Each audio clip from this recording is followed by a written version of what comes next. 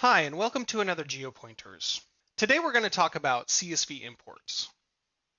Now, I'm a Salesforce admin for Vandelay Industries, and a coworker just sent me over a CSV file that has a list of addresses and store names associated with them, and he wants to see them on a map.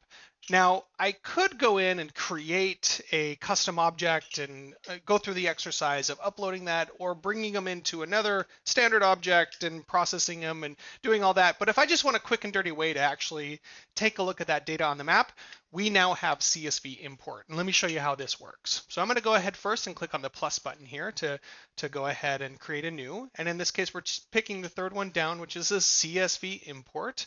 And the first thing it's going to do is ask us for where is this file located.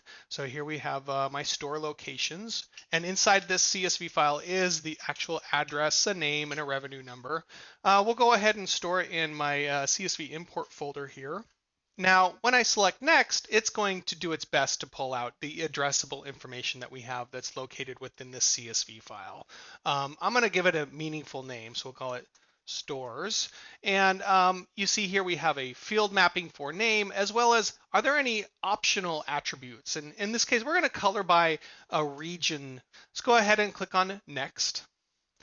Of course, what data types are these fields? In this section, the region is a text box and our revenue is a numeric value. It handles these a little bit differently. We will go ahead and click on save now. So right now, the CSV layer is being processed, and it'll act very much like a GeoPoint dataset once it's complete. A user can click on the layer and add it to the map. And the system supports mapping the file using the nearby, viewable area, shape, and everywhere map filters.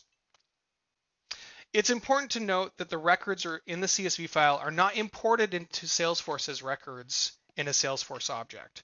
Rather, they are imported in a way that's only usable by Geopoint. So if you're looking to have this data imported into a Salesforce as a record in an object, we recommend using Salesforce tools and then setting that object up as a map object in Geopoint. So as you can see, the CSV import progress is complete, and we have 695 geocode successes. Let's go ahead and add that layer. Wow, this is great. Look at this. Using my interactive legend, I'm able to come over here and take a look and see, I'm able to see all of this great data. And we also support the roll-up summary.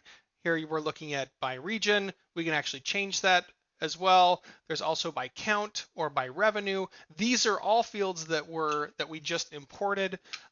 We can also hide out that data, and you'll notice we're actually changing that revenue number up here, as we go through and click on this. So if we're just looking at that central region, the east region, the west region, and if I were to click on any of these records, you'll notice we get that nice address. And then if I wish to go ahead and create an account out of this import, you'll notice we actually bring over all that relevant information such as city, street, state, zip. And we can go ahead and click on save to go ahead and import that account.